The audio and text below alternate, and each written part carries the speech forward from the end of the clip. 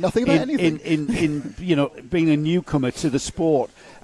We are about to go live for racing. And go racing indeed. Senior Rotax, this second heat, split into two groups. It's the current 177 champion Philip Howarth who starts on the pole position. Robbie Rigby is alongside him. Ben Fichetti and Jacob McDonald are on row 2. Row 3 is Joseph McQueen and Lewis Berry. Then we've got Max Martin, Grace Lee Davies, row 4. Josh Morris and Pedro Oliveira, Brazilian, cheering on the yellow and blue and green flag colours there for Pedro Oliveira. Row 6 is Ben Harper and Adam Rogers, Scott Lowther and Andy Ambrose. Andy Ambrose, newcomer to the series as well. They're on row 7. Row 8 is Reese Pope and the old Jedi Master, Paul Ozan. He shares row 8 with him. Row 9 is Charlie Walsh and Martin Ingham. Row 10, Patrick Williams, Rohaj and Matthew Lambert. Then we've got Ryan David Mills and Kyle Dunford on row 11. Luke Evans is alongside Sam Elliott on row 12. Row 13, John Hobbs and Louis Ball. Tom Elridge and Ellis Humphreys are on row 14. Row 15, Thomas Storer, Kieran Gifford, Finlay Watson and Mackenzie Stevens are on row 16. And then all alone on row 17. In 33rd place is the number 103 on the novice plate, Adam Cerner. So whilst they've got a slight timing thing, that's because the vagaries of where the start finishes, so ignore that first set of timing. This is when the race will get underway. They get it waved off. It's on that back straight. So it's on the Conrad straight. Conrod straight. Yeah, this is the. It's a bit like Mid-Ohio, Nick, where you come past the paddock, but the start-finish line's across on the far side. Here they are through Luna. Then they're approaching the starter. And this is where Philip Howarth will want to kind of gather him up, but not too much because he doesn't want to be out blasted down to the first corner at the S's. And we get underway. And I think we've got to start there. Philip Howarth certainly timed that start to perfection and already leads with a considerable margin. The first two going away there. Guy on the outside of the front row seemed to bog down. He's dropped down to 4th at best, I think. Love that shot up and down the valley there, out of the Lucy's Valley and towards the Joey Dunlop chicane. We've got wave yellows. Have we got a full start? Yes, we have. Yeah, got a full start. Yeah, we have. Okay, got a full start. That doesn't surprise me. Philip broke away from the field quite considerably. Whoever's in position 2, is it actually Ben Ficate? Because I'm not sure whether it was him, because I'm just wondering about that, because he just didn't take off at all. Well, it's Robbie Rigby on the number 111. Right. So who crossed the line in 3rd. That's probably he's supposed to be 2nd, is he? Yes. He's the guy on the outside of the front row then, obviously. He should be alongside. But he hung back, and then anything bogged down. So I think it was more a cart issue than anything else. But yeah, you're probably right. Right, they're gathered up now. They are gathered up with Robbie Rigby fully alongside Philip. Phil just squeezing his fuel line there to stop the engine bogging down. Now he'll get his foot down. The number 111 really needs to keep alongside. I don't know what he's doing. He's dropped back, but again, he's dropped back 2 cars. He has. Does he think he should be on? Is he confused and thinks he should be on row 2? Well, he slotted into 3rd. This is what I mean by mixed grids. We've got a big off at turn 1 into the S's as Philip Howarth leads out of Lucy's Valley and into the Joey Dunlop chicane for the first time. We had a bit of carnage behind with the car to soar sideways in front of pretty much everyone. That's going to shake up this grid when they come across the line. They are into and onto Rogerson straight there through the little chicane S's there. Into Luna for the first time then. Philip Howarth leads on the 101. Yeah, breaking away considerably. It looks like Ben Fichetti has followed him through. But Philip Howarth, just like he did last year. there. Head down. Yeah, head down. Getting that airflow across him, across the line for the first time. Then Howarth leads, Fichetti second. Robbie Rigby started on the front row, now in 3rd. 4th is Andy Ambrose. Great start from Andy.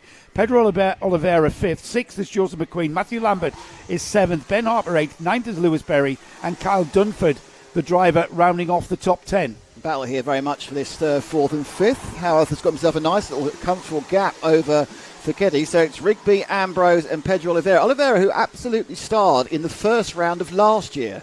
I think he's actually now. It's pretty obvious, I think, that Rigby's drifting back. I think Rigby might have kart issues. He doesn't even have the pace of these two. And I think that's certainly both Oliveira, when they go over this time, and Ambrose have got past him. Yeah. remember, Nick, we've got varying degrees of ability and experience out there with the mixed grid. So he started on the front, but that doesn't necessarily mean that's where he will be in this field. Yeah, good point. Just saying, Oliveira absolutely starred in the first round last year at GYG. Was the kind of coming through the field. They had a mechanical in the final, and then kind of was there or thereabouts. Never showed quite the same stellar performance again. I had him down as the potential winner at round one, and it just never really happened. That's Howarth in the lead. Second. Andy Ambrose on that 55 up into third there ahead of I think he went ahead of Robbie Rigby, didn't he? Yeah, making ground there. Andy, new to the series, he's with Louis Large's team, LRG Motorsport. Louis Large, who came second in the 177 championship last year and really pushed Philip Howarth to that championship all year long, hailing from the northeast, down from the northeast, Andy, and he's been very, very excited to be part of this championship.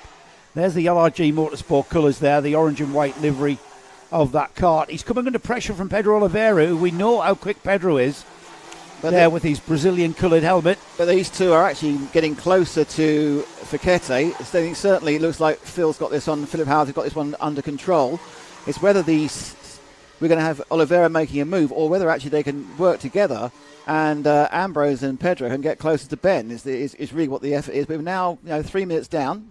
These heats, once they get running, these heats are over almost instantly, especially on a large track on a big track like this. You've not got many laps. If you're slightly quicker at one point, that's not a huge gain every lap. They come up and over the hill, sweep down through the Jerry Dunlop chicane and past the collecting area on the right-hand side. We perhaps didn't mention, Nick, that the heats are our usual 8 minutes and one lap. We're about 30 seconds away from half distance, and considering Three Sisters, 1.1 kilometres, the length of the valley configuration, which is what we're on now, 44 second lap time, 44 seconds to travel 1.1 kilometres.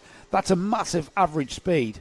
I'm not going to work it out. My little brain won't work that out off the top of my head. I'm going to need a calculator to do that. But yeah, I think you're right, mate. Fekete being caught hand over fist by Andy Ambrose, going really well now in third, and Pedro Oliveira not challenging at all, being very sensible. Once you start squabbling for a position, you do tend to lose lap time. Yep. And if Oliveira starts challenging Ambrose, they will fall back off the rear bumper of Fekete. Yeah, because Oliveira knows that once they reach the back of Fekete, it's going to start compromising Ambrose's speed as well. So that's when you've got the chance for the dive up and side. But actually, just around those last couple of corners, Oliveira lost a little bit of a gap, and you can see that it's Ambrose getting much closer to Fekete now. They come fine down the Conrod straight. He's always looking for the move up the inside. And he's going to make it. Nice one. Not heavily fought. Perhaps this stage of the season you take a third place. That was purely down to momentum coming off Luna, which is all important there. You've got to have a lot of finesse about you here at Three Sisters. It's all about momentum. You start driving ragged, start getting the cart sliding around, and you're going to lose time, not gain time. And that was a very, very much a textbook move from Andy Ambrose, who moves into a very fine second. New to the championship, he'll be delighted with that, as will his team, LRG Motorsport. A new team being formed by Louis. Philip Howarth, our leader. He's brought a team along as well. Philip not happy with just being the driver. He's brought along nice a team of customers. Up the inside now. That's a nice. Is he going to come back on the switchback? Fighting all the way there at the end. Looks like there's a little lack of top pace there in Fekete. Let's see that one again. Let's have a look on the first Karting Live TV replay. Oliveira up the inside again at the end of the straight. Fekete just hasn't. Oh no, he actually backed out. He thought I'd do it, then saw and. There's a lot to be gained. I was told 0.3 of a second is the slipstream is worth. Wow. Yeah. And that's what we saw there, getting right in behind the cart. It's getting ready. It makes an air pocket, doesn't it? So you're not pushing the molecules of air. As bizarre as this sounds, it does have an effect. You're not pushing those molecules out of the way. Well, if you think about it, if you're a kid and you're in the car and you had your hand out the window and you move the hand up and down, there's a huge amount of air pressure. But and certainly the thing about this track is they are hitting that straight at a reasonable. They've wound themselves up round the corner, which is the Luna corner. And at the end of the Conrod straight, that's probably the fastest they're going all season. I think so. They're getting towards 90 miles an hour. And if you consider, when you look at the bare chassis of a cart, it kind of resembles a bit of a tea tray. So you're doing 90 miles an hour on something that resembles a tea tray. So these are very, very nimble, fast machines. 0 to 60 in about 3 seconds is the stat that I've been made aware of with regards to. Do you know how far back the slipstream effect works? I mean, obviously it's not 3 seconds back like it's an F1 car. You need to be within like 4 or 5 kart lengths. How much? I think even closer than that. I think 2 or 3 kart right lengths. out the backside. Yeah, because there's not a huge amount of hole in the air being punched by the karts. Well, let's see now. We've got Oliveira moving on to the rear bumper of Andy Ambrose, who seems to be holding very well, holding on to that second place. Philip Howarth, who we've neglected massively, he checked out a long time ago. Apparently, 15 kilograms losing a bit of weight doesn't matter. He's just as quick in this as he was in the previous one. He absolutely is. Is he making the weight on this? So is he actually making the weight for this? Or is he carrying a bit of extra? Knowing Philip as we do, he will be right on the money. He'll be 162.1 or 162.2, depending on what he had for breakfast. He knows that you've got to be right on the weight. I mean, the 162 class tends to have younger drivers come through. I know we've got a Masters category and our leading Masters category. What is Masters, I hear you ask? That's for people who are 35 years and older.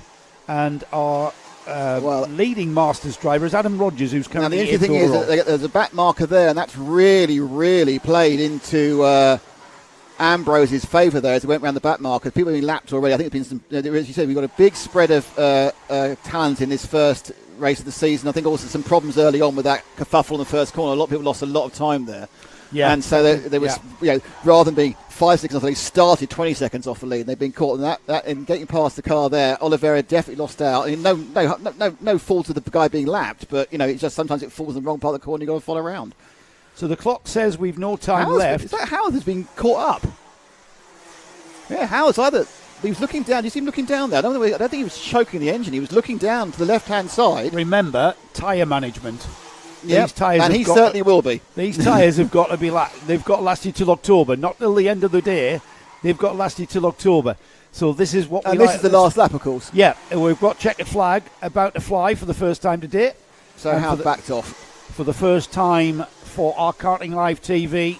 And there it is. Live streams, the checkered flag flies, and it's Philip Howarth, who we thought would take the win. And he they haven't got lost. They take a different route back